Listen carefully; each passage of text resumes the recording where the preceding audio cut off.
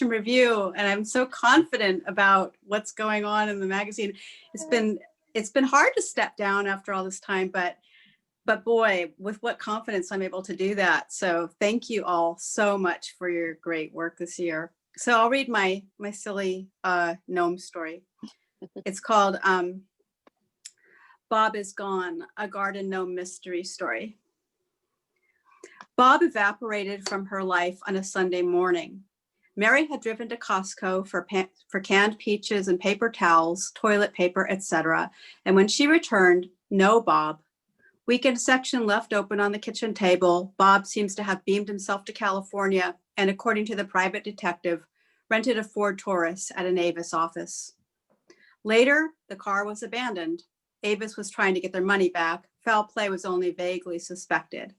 It appears there is a woman in the picture, someone he probably met online. What did the detectives find in the abandoned rental car? Pressed flowers, a few dog-eared poetry books, an empty peanut butter jar filled with seashells, cherry pits, and apple cores.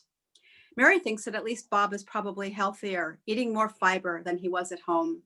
She feels filled with a patter of irreverent things to say about this, witticisms she hasn't thought of in decades, and she mouths them to the cat.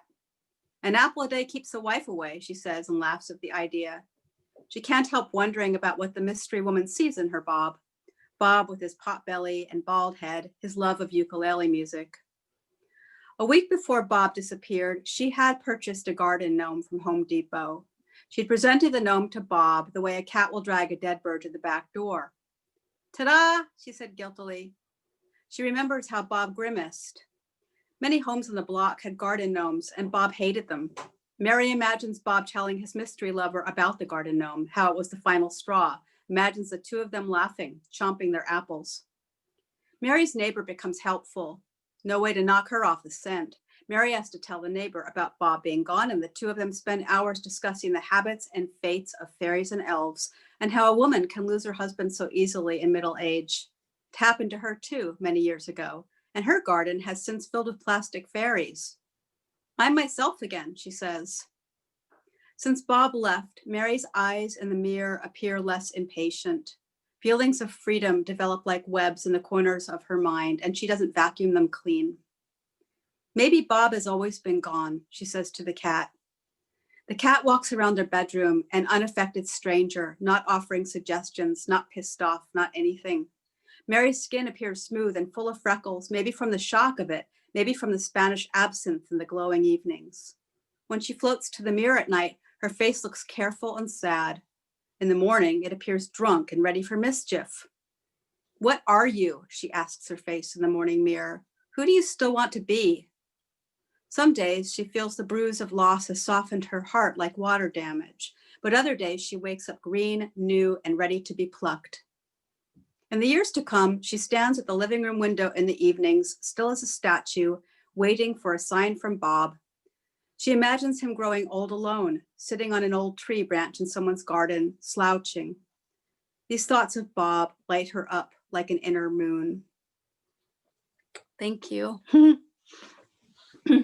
Thanks. Thanks, Al. Maggie. Next up, we have Misty Urban. Misty is the CNF editor for us now at New Flash Fiction Review, which is new to we're adding that on along with Flash Fiction. Her recent nonfiction has appeared in Sad Girls Club, Past 10, Rither Teeth, Cleaver Magazine, and My Caesarean Experiment 2019. She's the author of 2 award-winning short story collections and assorted medieval scholarship, blogs about feminist literature at femliterate.net, and is a reviews editor for the Historical Novel Society. And more about her work can be found at mistyurban.net. Misty. Hi, it's so good to see everyone. I'm brand new on board and I'm delighted to be here. So thanks for letting me among your ranks, these talented and eloquent ranks. The story I contributed is called Hail. My husband told me to choose the restaurant, though we'd never been to this town.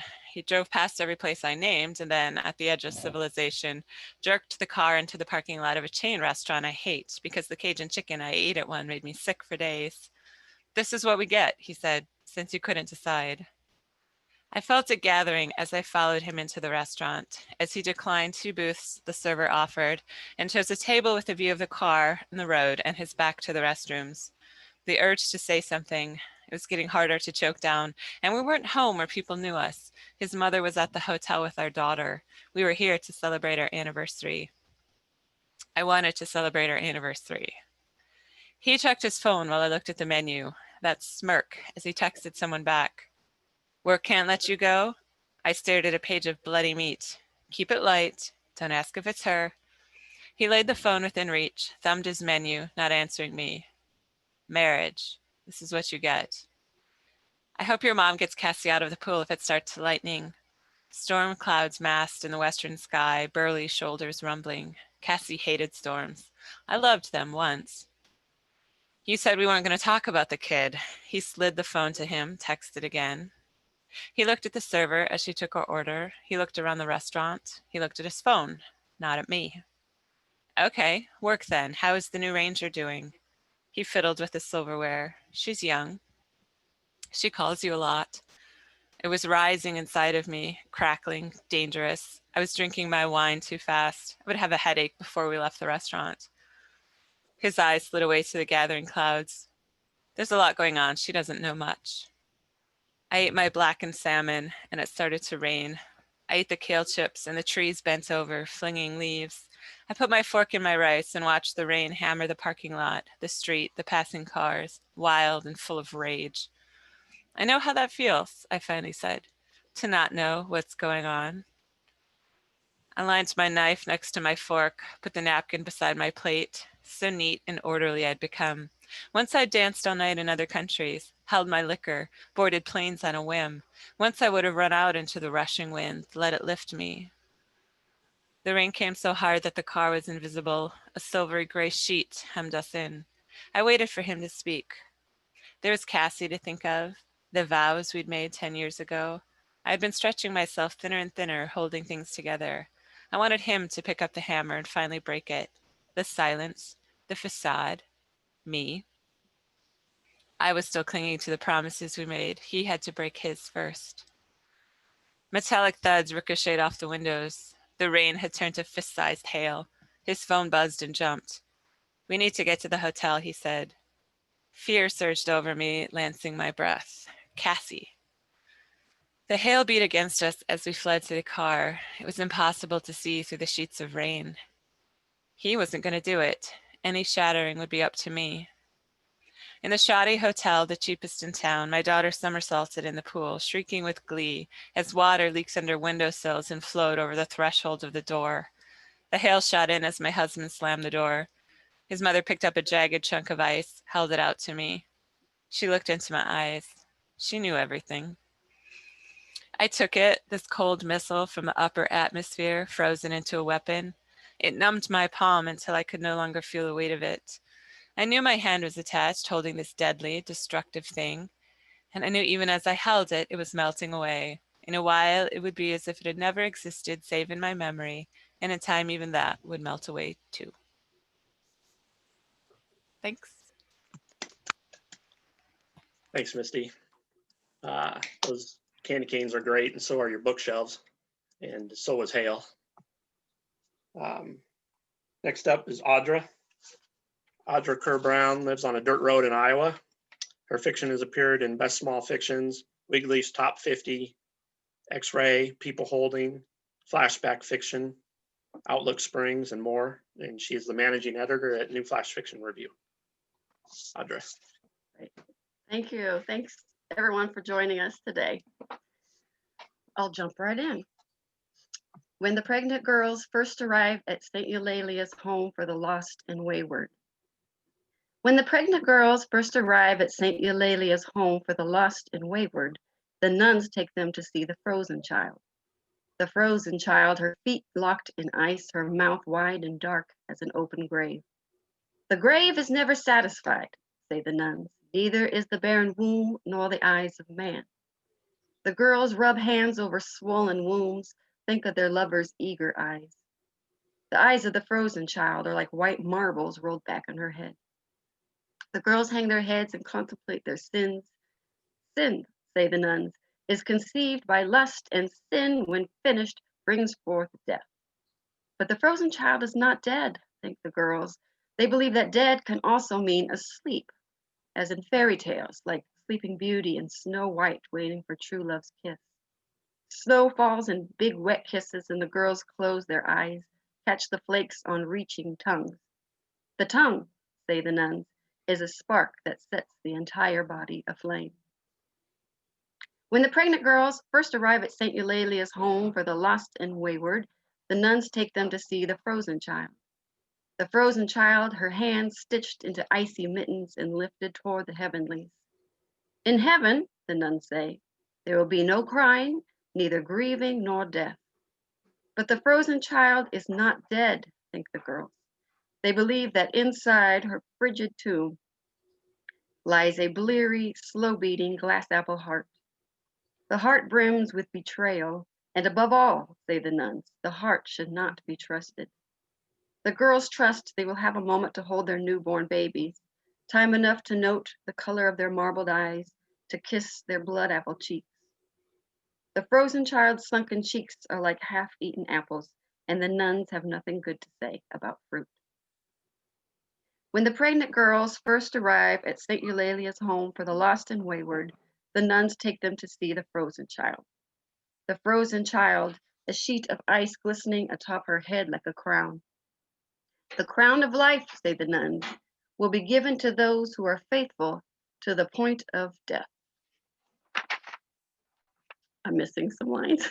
I don't think by very faithful to the point of death, but the girls probably are saying that they know that the girl is not really dead, that she'll emerge from her crystal cocoon one day.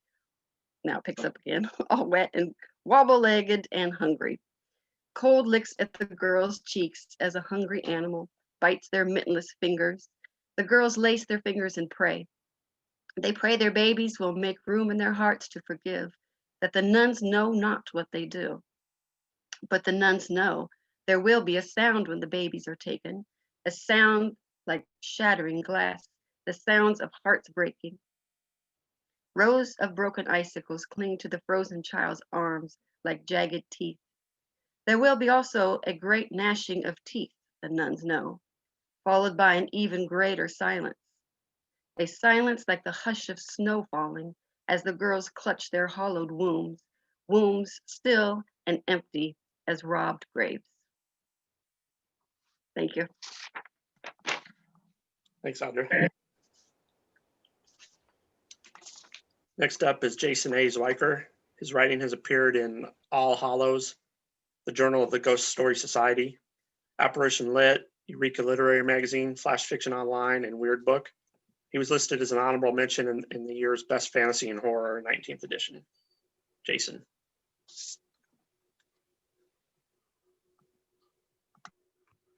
All right, thank you.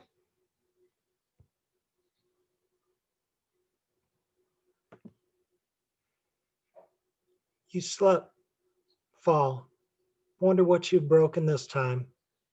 You wait for some new pain to sound alongside the slow tolling that's rang inside of you through years of pills in the morning, pills at noon, pills again at bedtime, of trying to explain the ones your daughter finds forgotten in the organizer when she stops in to check on you, through years of appointments with your rheumatologist, between appointments with your cardiologist, and home visits by the physical therapist, young enough to be your grandson, but damn those arms, that smile.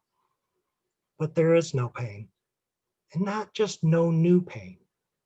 All pain is gone. Bells are jingling, cold seeps in through the window.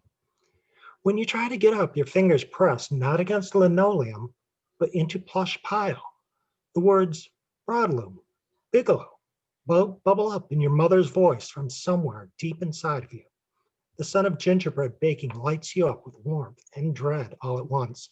Gooseflesh rises. You hear his fast, light footfall approaching, and then the ghost is there in bare feet pajamas saying, Josie, Josie, come on, you have to see, Josie, come on. He's the same age, the only age he could be, the age he never made it past. Then his hand has yours, and he's pulling you up on your feet, and aren't you spry all of a sudden? I'm up, you say. Then down the stairs, and the tree, and the lights, and there she is, and there he is. Oh, dear Lord, they look like college kids, fresh out of school. You feel a ripple through the core of your being. But I'm inside your head, losing its struggle against the but this is all around you. Well, look who's up to join us, says Dad. He folds the newspaper and sets it down on the table. His pipe, the wood smoke patisserie aroma of it stills the whirlwind inside your head. It's a scent that tells you this is right. This is normal. This is. God Rest Ye Merry Gentlemen is playing on the radio. We'll be putting the gingerbread house together later, your mother says. If she doesn't burn the walls in the oven, your father says with a wink. Your brother. He plays at being a wolf, ravaging toast that had wandered into his territory. Butter glistens at the corners of his mouth. His eyes, blue as ice, dance with life. He growls, warning you away from his prey. Wet bits of bread stuck to his lips. He presses his fingers to his cheeks, makes like a fish, kissing the inner curve of its bowl. You remember, like you're remembering something from a swiftly fading dream. The slow, sickening groan, the ice giving way beneath them. All you could do was run to get help that came too late. You remember seeing what you weren't supposed to see when they pulled him out, his lips like a pale smudge of corn flour, your mother saying, oh God, no. Then your father makes a throaty ahem. Your mother says, dear, not at the table. And just like that, the horrible thing you saw slips away like a boat, carried by a slow current ever outward, until it's shrouded in mist, until it's only a pale smudge that your brain can't quite name. Later that day, your mother asks if you're feeling all right. She touches the back of her hand to your forehead. You tell her you're fine. She says, are you sure you want to go skating? You could help me make the frosting for the gingerbread. An impossible thought flickers, fades, you on the floor, old. Your brother has his coat on, his boots, his skates dangle from one shoulder, tied at the laces. No, you say. You grab your coat off its hook on the wall. Last one there is a rotten egg, your brother yells, running out into the winter. Your fingers fumble as you try to work the buttons, getting them out of order. Your mother stops you, fixes it. You need to tell her there's no time. She fusses, frowns, as she inspects your skates before handing them to you in slow motion. The world feels like water. You race out the door after him, your thoughts grasping at that smudge in the mist, desperate to hold on to just one thing. Thanks, Jason. Thank you. It's definitely been a silver lining of 2020 to have these kind of calls. I'm getting kind of addicted to hearing people read these stories out loud as much as reading them on Word. That's nice to hear. And then it's also kind of neat at the beginning of this call that I heard some people, that I've known for years saying it's the first time they've seen each other. So thanks again for everybody. The next up is Karen. Karen Jones is our special features editor.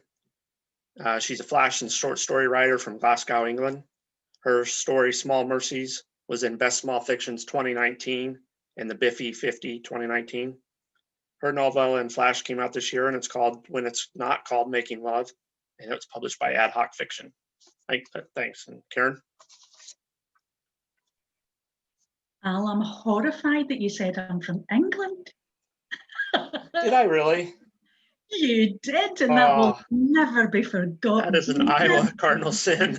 I'm going to have to paint my face blue and shout freedom now. That's the only recourse for that one. I'm sorry. You're forgiven. Okay, this is called Lost Gods.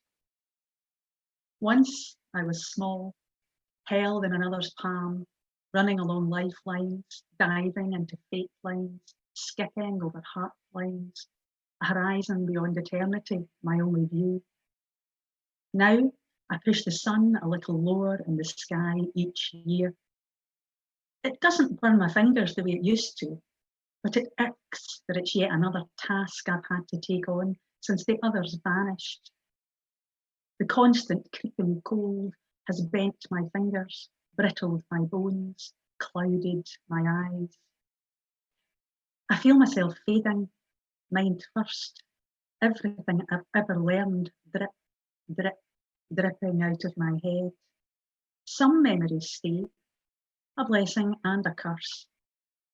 All the things I've done and not done, universes I've saved and not saved. But knowledge bleeds, drains, and I know its loss is important, though I no longer understand why. A sleeve takes care of my incessantly runny nose, but what material could absorb this leak of knowledge? I reach my hand down to the sky. No one will miss a tiny corner of that cloth. And my bony fingers catch in jagged stars while a slice of moon cuts into my palm, the wind-leaking light I can ill afford to lose. I fall through folds of time. I meet my first December in solid human form on a park bench, staring into a ball of manufactured light. A clump of melting ice in my hand contains a creature who dances on lifelines, laughs at fate lines, scorns heart lines. I've always hated cold hands and cold hearts. Somewhere in a shimmering memory, I sense wisdom I should pass on to calm the creature, carve its course. Instead, I smile at the light, its halo lulling me to believe in its warmth. My hand loosens its grip on the ice and something leaps, dazzled by the light, dazzles to the ground, where I stamp on it with these human feet I'm yet to fully control. A sleeping thought takes form and seeps through my chapped lips.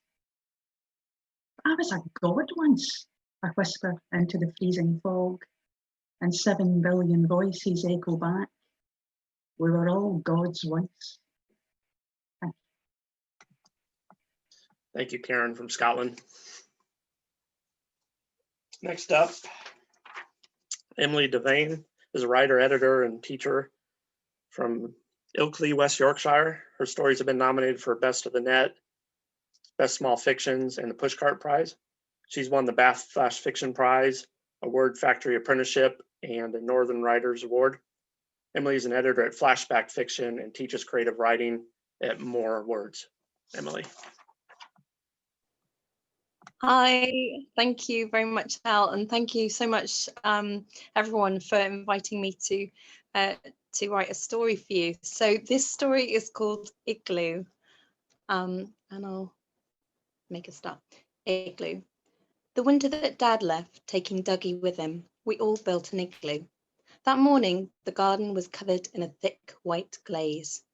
Mum couldn't sit still. When she wants something, Mum makes it pretty clear. She does this movement with her fingers where they flex and close, as if she'll burst at any minute. Relax, will you? Said Dad from behind his newspaper. I could tell he was stuck on a crossword clue, his mind in some other place. Aid, we promised, said Mum, both of us. She put a hand on his shoulder, as if anchoring him, and poured more coffee. Salvage, she said. S-A-L-V-A-G-E, 10 down. All right, said Dad. What's salvage? Asked Dougie. It's when you save something, said Mum. Like cargo from a sinking ship, added Dad. What's cargo? Dougie looked from Mum to Dad. Stuff worth saving, I said. Then, hoping to catch Dad's attention, you promised we'd build an igloo when the snow was right. He was penciling in the answer. Dad only used ink when he was absolutely certain. Mum wiped a clear patch in the kitchen window. She peered out towards the field where Dougie and I were allowed to play. We might be in business, she said, and we bolted down our breakfast. That winter was one of the coldest on record. Dougie and I pretended that the icicles hanging from the cottage's sloping roof were lollipops. When we licked them, they tasted of metal. Our woolen gloves barely left the radiator. They dried into hardened ridges at the fingers. But until that morning, the snow had been all wrong. First, it came down to powdery like spilled sugar. Then, when it settled into the perfect texture and we scooped it into snowballs for Mum, she said it was too thin for building. She explained how it fell as crystals clumped together, how the temperature and moisture levels, even how it settled, all played their part in creating the perfect snow for igloo building. Snow is delicate, she said. It changes the moment you touch it, the moment you step outside and press down with your boots. This time we could tell by Mum's face, by the way she'd already put on her tea cozy hat, the snow was just right. The Inuit build igloos in half an hour. At school, I'd seen a video of a man carving huge bricks of snow while his child looked on. That's how it all began. But even with Dad helping, our igloo took all day. The snow couldn't be carved into huge bricks, not like it could for the Inuit man. We've bitten off more than we can chew, said Dad. That's a matter of opinion, said Mum. Dougie tried scooping snow into ice cream tubs. Then I tried rolling it, and slowly we assembled a circle of icy pillars huddled close. Dougie and I packed the gaps with more snow, and Mum used the ice cream tubs to make bricks for the roof. When it was done, Dougie and I crawled inside. There was a special quality to the sound that's hard to describe, like when you put a shell to your ear and hear the sea. Everything within the igloo's snowy walls was muted, softened. Even the sound of Dad outside, telling Mum maybe it was just him, but didn't the whole thing lean a little?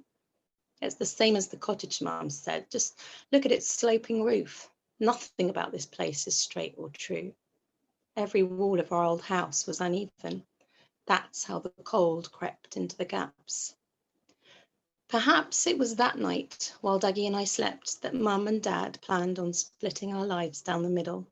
Dad would take Dougie, Mum would take me. The cottage would sell quickly, they decided, because people see what they want to see.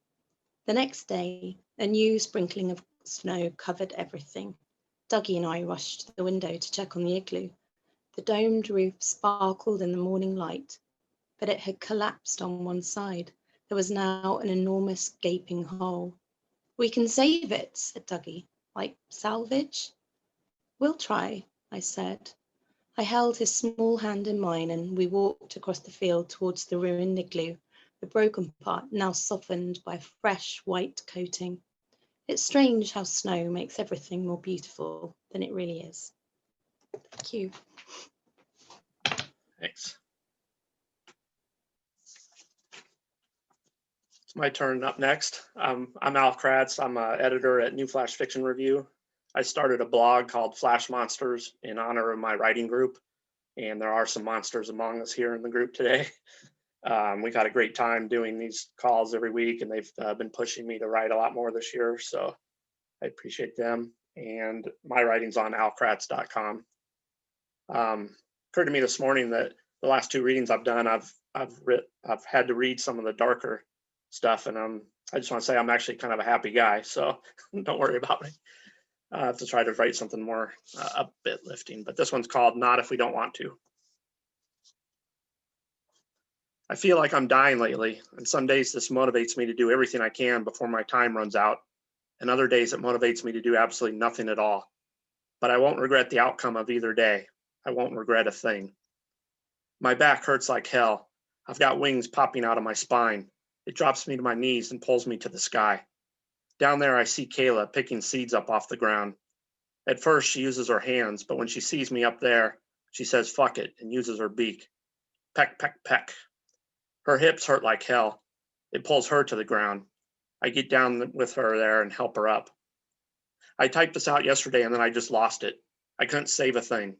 I told myself I'd try again, and if the words didn't come back to me, they were meant to be gone. I hallucinate at night. I wake up and the wall is a movie screen, the floor is an escalator, the door is a portal, and one of these days I'm going to fly right into it. I tell Kayla the hallucinations are bothering me. What if you just enjoy them? That's what I do, she says. She's holding a snowball in her palm, all ice, ready to throw at me. Even if it's still summer, it's still winter. Kayla goes to get more seed for the feeders, and I get up from my desk after typing things out and I get dizzy.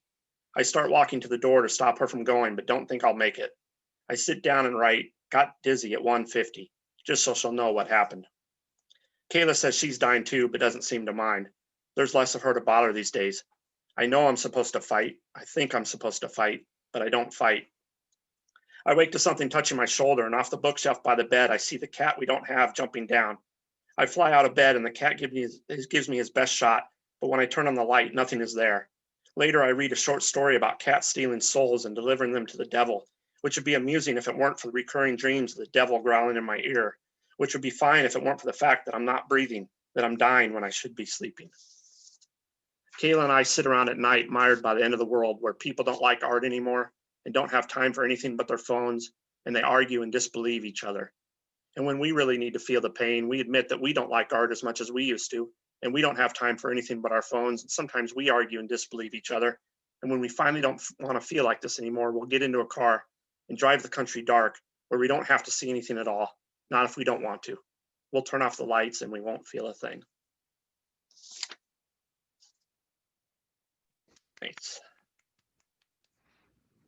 So the other thing, this morning, my wife was trying to tell me that I should sing a Christmas song on the opening of this.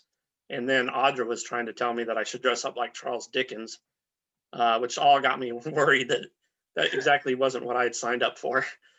But Leonora was going to save the day, and she's got a Charles Dickens story for us. Leonora Dessar's writing has appeared in places such as River Styx, Passages North, the Cincinnati Review, Black Warrior Review, and Columbia Journal, where she was chosen as a finalist by Otessa Moshfegh. Her work has been selected for the Best Small Fictions 2019, the Wigleaf Top 50 2019 and 2020, and Best Microfiction 2019 and 2020. She writes a great column for a New Flash Fiction Review called Dear Leo. And here is Leonora. Hi, everyone. I'm so thrilled and honored to be part of the issue, and it's been so cool hearing everyone read their stories. Here's mine. Charles Dickens writes me a letter. It just appears one day in my notebook. It says, "Hi, Leonora, how are you? This is Charles Dickens." His handwriting is nice. I'm not jealous, just a little. I admire it. I want to replicate it, but I don't want Charles Dickens to think I'm copying. I read it. It says some things. I wish I remember, but I'm so awed by the handwriting and by the fact he even wrote me that I'm not really paying much attention. Something about a gondola and his son. His son also writes in notebooks, and he also has messy handwriting. This I remember, my son had handwriting like a vice. I don't know what this means, except it's bad, and now that I'm thinking of it, I never even knew he had a son. This is proof I didn't make it up, the whole letter thing. If I did, he probably would have been childless or with a daughter. I always give men daughters. I imagine them pale and weird like me, and the fathers help them. All day I think about his letter. I'm supposed to be getting married. I'm supposed to be marrying this man and not thinking about this letter. This man says, "Come on, we're getting married." I know I say I'm sorry. What are you sorry for? You should be happy. This is your wedding day. I try being happy, but I just want to be writing to Charles Dickens. I think about it so much it feels like I'm doing it, but I'm not. I'm thinking. I'm also thinking about this man. I don't want to marry him. I don't want anything to do with him, but here we are. I don't know what to do. I want to ask Charles about it, but that might be weird. It would be one thing if we were pen pals, if we were established correspondents, and this wasn't my first letter. It's his fault, I think, his fault for not writing sooner. Then he could have saved me.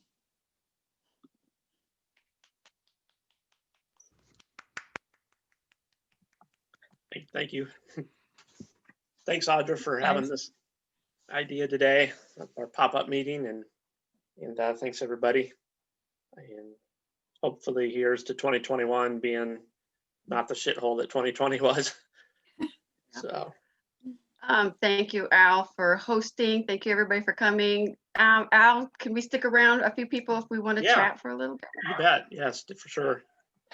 I also